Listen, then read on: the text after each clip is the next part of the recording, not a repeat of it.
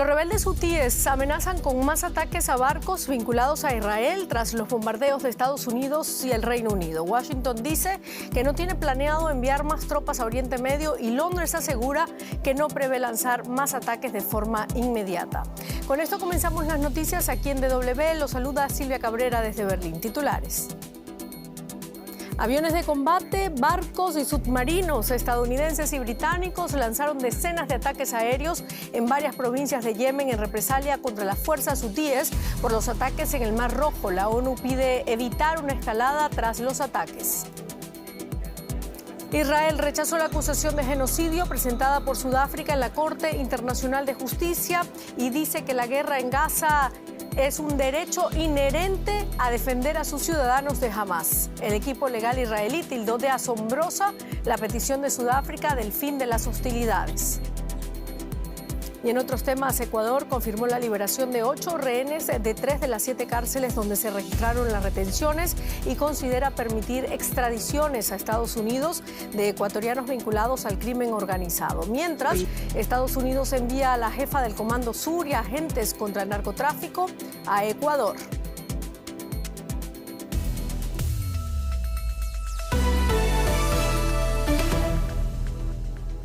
Comenzamos en Yemen, donde los rebeldes hutíes han prometido represalias por los ataques aéreos estadounidenses y británicos que aseguran han matado al menos a 5 personas. Washington y Londres aseguran que el objetivo era proteger las rutas comerciales internacionales. Los ataques provocaron protestas masivas en la capital yemení, Saná, y la ONU pide evitar una escalada. El incidente aumenta el temor a que la guerra entre Israel y Hamás se convierta en un conflicto regional más amplio. Las calles de la capital Saná se llenaron de manifestantes. Están furiosos por la ola de ataques estadounidenses y británicos contra decenas de objetivos hutíes en Yemen, lanzada en represalia por los ataques de los rebeldes a buques de transporte en el Mar Rojo.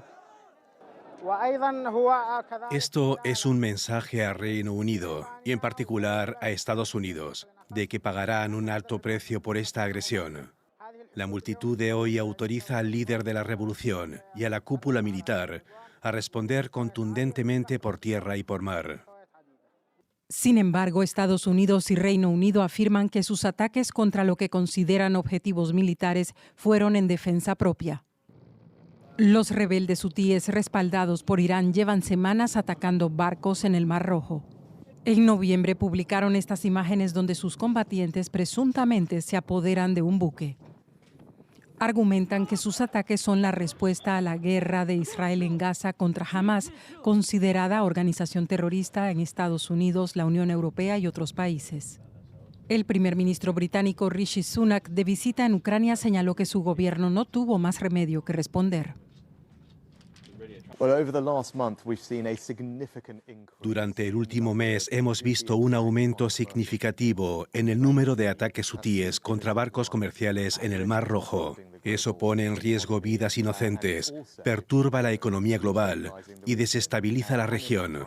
En este lapso hemos visto también el mayor ataque a un buque de guerra de la Marina Británica en décadas. Está claro que este comportamiento no puede continuar.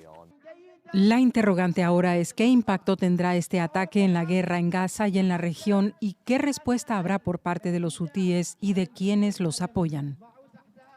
Y este ataque pone sobre la mesa la posibilidad de un conflicto más amplio en la región. Vamos de inmediato a Washington y a Estambul para poder ahondar sobre lo que implican estos bombardeos. Empezamos por Washington con el periodista José Díaz Briceño. José, desde la perspectiva comercial, ¿qué es lo que trata de salvaguardar Estados Unidos?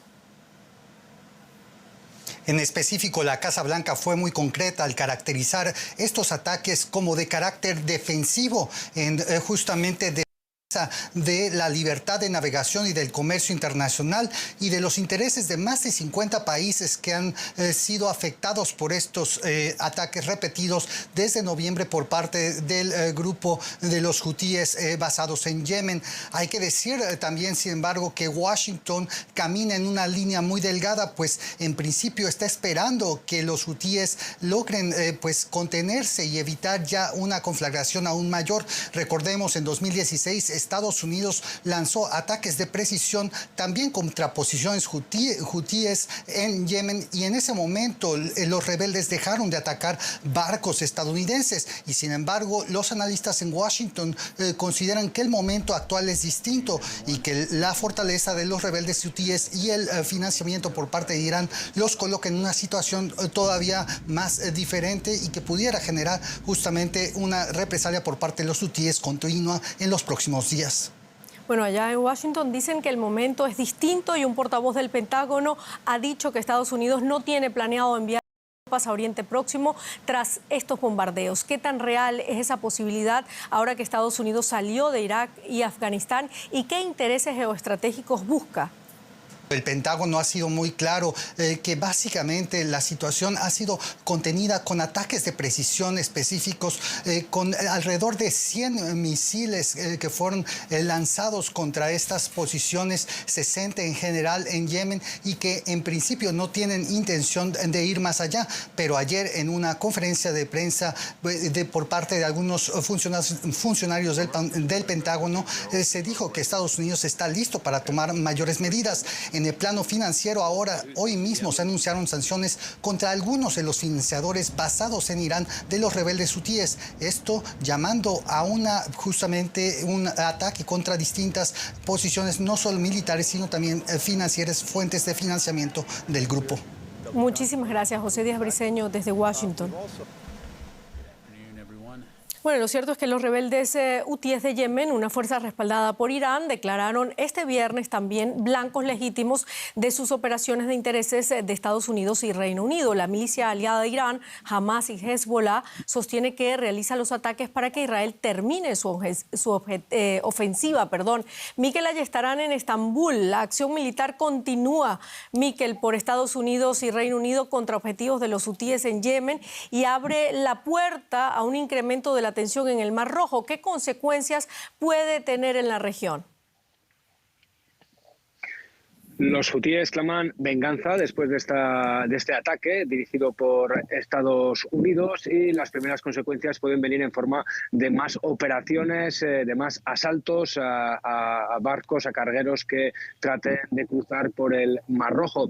Estamos hablando de un grupo que tiene amplia experiencia en tema de bombardeos, ya que desde el año 2015 ha tenido una guerra abierta con Arabia Saudí, que le ha bombardeado a lo largo de todas sus posiciones más importantes, y sin embargo no ha podido con ellos. Ahora, para ellos, el enfrentarse a Estados Unidos, digamos que a nivel de propaganda es toda una victoria, ya que se trata del gran enemigo por excelencia que tienen, y dentro de lo que es llamado el eje de la resistencia por parte de Irán, hay que decir que después de esta operación los hutíes como que elevan un peldaño su prestigio, ya que han conseguido plantarse cara a cara frente al gran enemigo, repito, que es Estados Unidos. Por lo tanto, las cosas apuntan a que vamos a tener una situación de mayor inseguridad en ese Mar Rojo, en el cual sí o sí las fuerzas internacionales desplegarán más barcos, desplegarán más aviones, y los hutíes han demostrado en los últimos años que son expertos a la hora de llevar a cabo esa lucha irregular. Miquel, y ese prestigio, esa victoria en toda la región, ¿cómo han reaccionado los distintos países de Oriente Medio a los ataques de Estados Unidos y Reino Unido? En mi opinión, hay tres reacciones a nivel regional que debemos destacar. La primera, la de Arabia Saudí, después la de Turquía y también, sin duda alguna, la de Irán. Empecemos con los saudíes, que es el país que ha estado en guerra con los hutíes desde el año 2015 y son los grandes ausentes dentro de esta coalición que ha liderado Estados Unidos. Ellos no han tomado parte, todo lo contrario, están metidos en un proceso de paz con los hutíes para intentar cerrar cuanto antes la puerta de esa guerra que han librado en Yemen, y lo que han pedido es cautela a las dos partes. Después tenemos a los iraníes, que son sus grandes aliados, y han dicho que este ataque es arbitrario y no va a traer ningún tipo de estabilidad a la zona, sino todo lo contrario. Y después la reacción de Turquía es importante porque estamos hablando de un socio de la OTAN, de Estados Unidos, y ha dicho que con esta operación los estadounidenses buscan convertir el Mar Rojo en un mar de sangre. Esas han sido las palabras utilizadas por el presidente Erdogan. Repito que hay que tener muy en cuenta porque estamos hablando de un aliado de la OTAN. Muchísimas gracias. Era Miquel Ayestarán desde Estambul. Mientras Israel lucha contra Hamas en Gaza, el país se enfrenta a otra amenaza en su frontera norte, la milicia Hezbollah, con base en Líbano y respaldada por Irán. Estados Unidos, que es el principal aliado de Israel, teme que un ataque israelí más amplio contra Hezbollah pueda ampliar la guerra hasta convertirla en un conflicto regional en toda regla. Veamos las razones y por qué Israel ha desoído hasta ahora las advertencias de Washington. Misiles disparados desde Israel contra supuestas posiciones de Hezbollah en el sur del Líbano. El fuego cruzado entre ambos países se produce casi a diario desde el ataque terrorista de Hamas del 7 de octubre. Los bombardeos han obligado a decenas de miles de personas a ambos lados de la frontera a abandonar sus hogares. Israel está dispuesto a aumentar su ofensiva contra la milicia libanesa a pesar de los esfuerzos de sus aliados por contener el conflicto. El jefe del Estado Mayor israelí se dirigía esta semana así a sus soldados. Después de lo que hicieron en Gaza, no hay pueblo en el Líbano que no puedan tomar y destruir. Los desplegaremos donde sean necesarios y harán lo que tengan que hacer. Además, Israel está eliminando a altos de Hezbollah. El 3 de enero, un ataque con misiles mató a un comandante de la milicia libanesa. Antes, el número 2 de Hamas también moría en un ataque israelí con drones perpetrado en Beirut. Esta evolución no es del gusto de Estados Unidos, que teme que Israel podría abrir un nuevo frente bélico invadiendo el Líbano o intensificando sus ataques aéreos como lo ha hecho en Gaza. Irán, principal apoyo de Hezbollah, podría así terminar uniéndose al conflicto. La República Islámica ha ayudado a Hezbollah a reclutar a decenas de miles de milicianos y también suministra un arsenal estimado en 150.000 misiles dirigidos contra Israel. Después de que el conflicto en Gaza estallara, Hezbollah se mantuvo a la expectativa. Nosotros, Hezbollah, contribuimos a la confrontación y seguiremos contribuyendo dentro de nuestra propia y de acuerdo a nuestro plan. Estamos plenamente preparados y cuando llegue el momento de actuar, lo haremos. Israel quiere esperar a que la diplomacia actúe y medie en las tensiones. Los nervios están a flor de piel. Por eso Estados Unidos ha enviado a una delegación diplomática. Un paso en falso por parte de cualquiera de las partes podría provocar un conflicto a una escala mucho mayor. Israel se defendió este viernes ante la Corte Internacional de Justicia en La Haya de las acusaciones por genocidio en Gaza. Fiscales sudafricanos argumentan que la respuesta militar de Israel a los ataques terroristas de Hamas el 7 de octubre es un intento de destruir al pueblo palestino. El equipo legal israelí rechazó las acusaciones, argumentó que la ofensiva en Gaza tiene como objetivo la protección de su propio pueblo. Alemania anunció que intervendrá como tercero en La Haya en este caso. Ante la Corte Internacional de Justicia, el más alto tribunal de Naciones Unidas, Israel rechazó las acusaciones de genocidio en su contra. Sudáfrica pretende llegar a este tribunal desde una elevada posición de guardián de los intereses de la humanidad. Pero al deslegitimar los 75 años de existencia de Israel en su presentación de apertura de ayer, ese amplio compromiso con la humanidad sonó vacío. Y en su exhaustiva descripción irreal del conflicto israelí-palestino, pareció ignorar tanto la historia judía como cualquier tipo de acción o responsabilidad por parte palestina. Un argumento que no logró convencer al ministro de Justicia de Sudáfrica. El Estado de Israel no ha logrado hoy refutar la convincente acusación de Sudáfrica que fue presentada ante la Corte ayer. Insistimos en los hechos, la ley y todas las pruebas que presentamos ayer. Y creemos y tenemos una gran confianza en que esos hechos suponen una violación de la Convención sobre el Genocidio. El debate en la sala del tribunal fue seguido en el exterior, donde una multitud se reunió para condenar las acciones de Israel en Gaza. Como palestino de Gaza, estoy muy contento y espero que hoy podamos ver un resultado positivo, o al menos un cese el fuego inmediato en Gaza. También había grupos defendiendo a Israel y exigiendo el retorno inmediato de los rehenes que aún se encuentran retenidos en Gaza. Esta noche comienza el día de descanso para los judíos y simbólicamente he puesto aquí una mesa de Sabbat con sillas vacías e imágenes de las personas todavía retenidas por Hamás en sus profundos túneles. Las sillas vacías son el símbolo de que nos hacen falta esta noche en la mesa de Sabbat. Este es uno de los casos más importantes llevados ante la Corte Internacional de Justicia. Sudáfrica pide al tribunal que ordene una suspensión inmediata de las operaciones militares israelíes en Gaza. El tribunal podría dictar medidas cautelares como un cese el fuego durante las próximas semanas. Sin embargo, su veredicto final sobre si Israel ha violado o no la Convención sobre Genocidio podría demorarse años. Ampliamos ahora el tema con Adrián Krupnik, investigador de la Universidad de Tel Aviv. Adrián, ¿cuáles han sido los puntos clave en la defensa de Israel ante la Corte Internacional? Buenas noches. Ante todo, para recordarle a la audiencia, la Convención sobre Genocidio data de 1948, está directamente relacionada con los crímenes cometidos por los nazis, que tuvieron como blanco principal al pueblo judío, y la definición de genocidio se refiere a actos cometidos con la intención de destruir total o parcialmente a un grupo nacional, étnico, racial o religioso. Lo que Israel está llevando adelante, y esto fue lo que expuso la defensa, es el ataque contra un grupo terrorista, en este caso Hamás. Lo que la defensa resaltó es que la acusación por parte de Sudáfrica careció de todo tipo de evidencias o testigos. En este sentido, sí. Adrián, si el tribunal ordenase el fin de la operación militar en Israel, ¿lo cumpliría?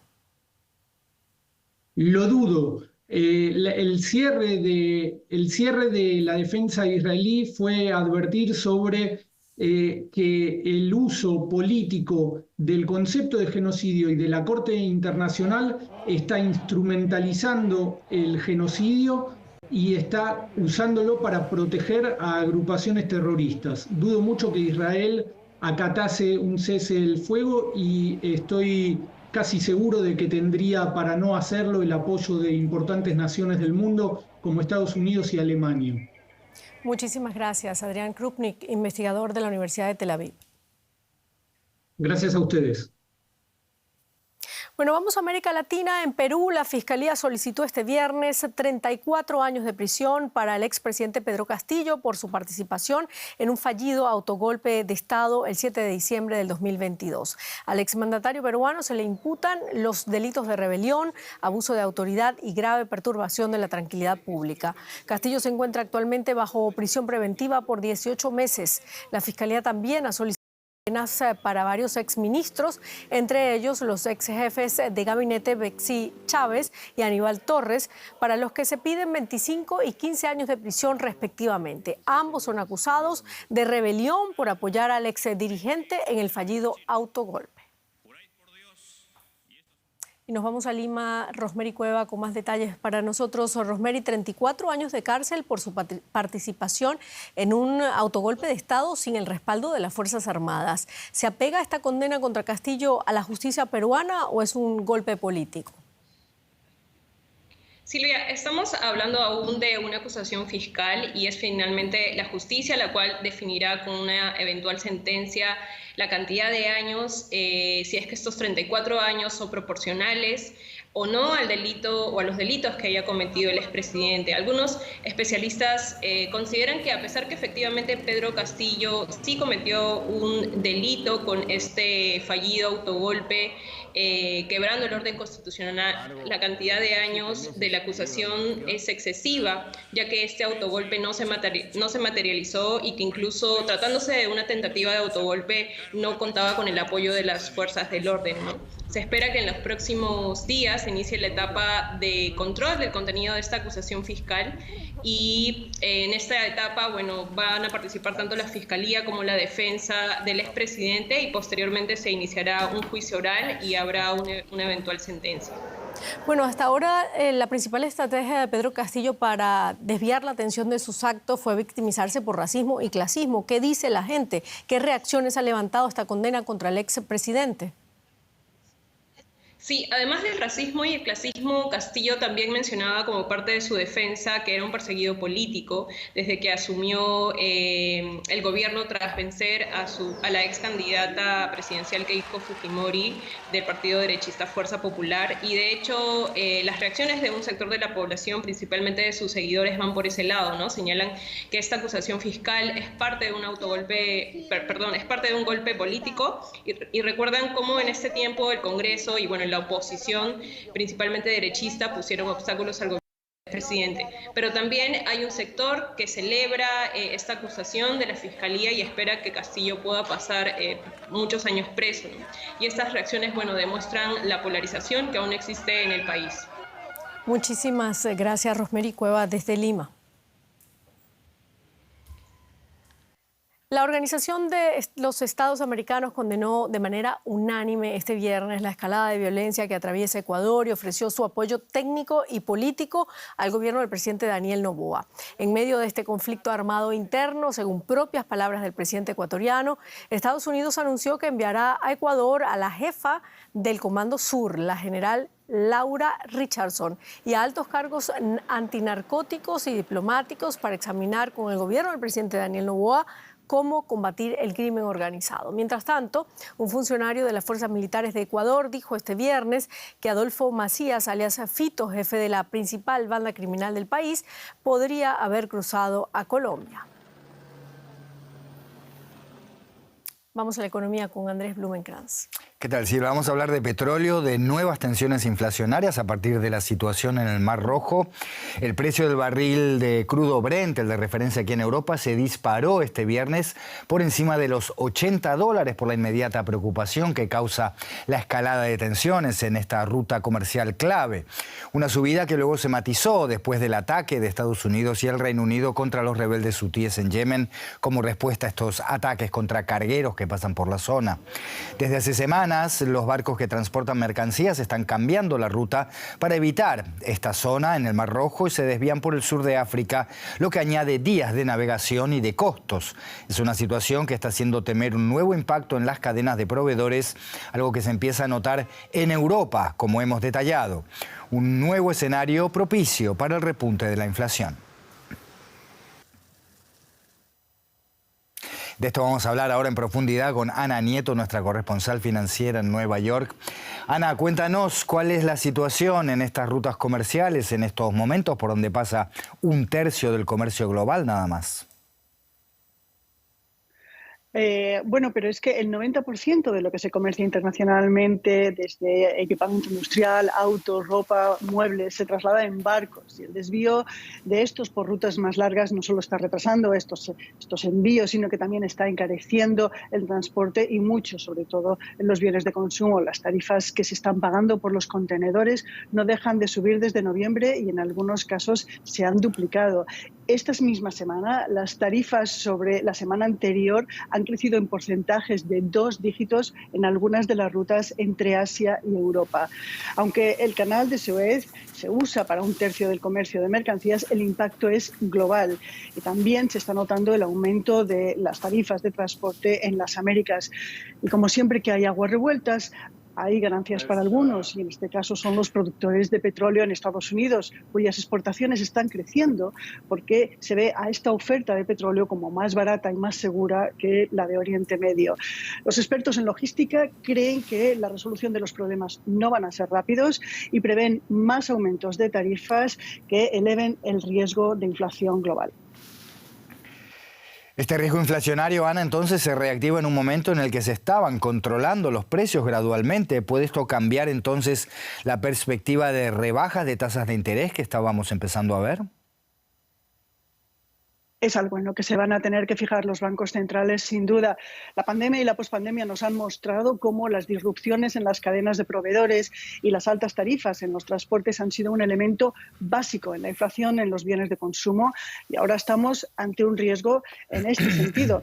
De momento la inflación está en el camino del descenso y en Estados Unidos se cuenta que se haya una continuación de la rebaja, pero algunos analistas están diciendo que el avance puede detenerse si el conflicto se alarga. Cuanto más dure, más tardará en resolverse.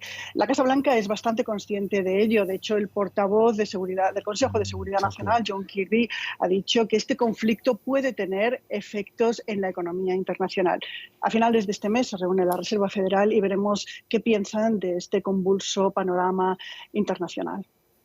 Ana Nieto, Nueva York, gracias por estas informaciones. Buen fin de semana. Igualmente.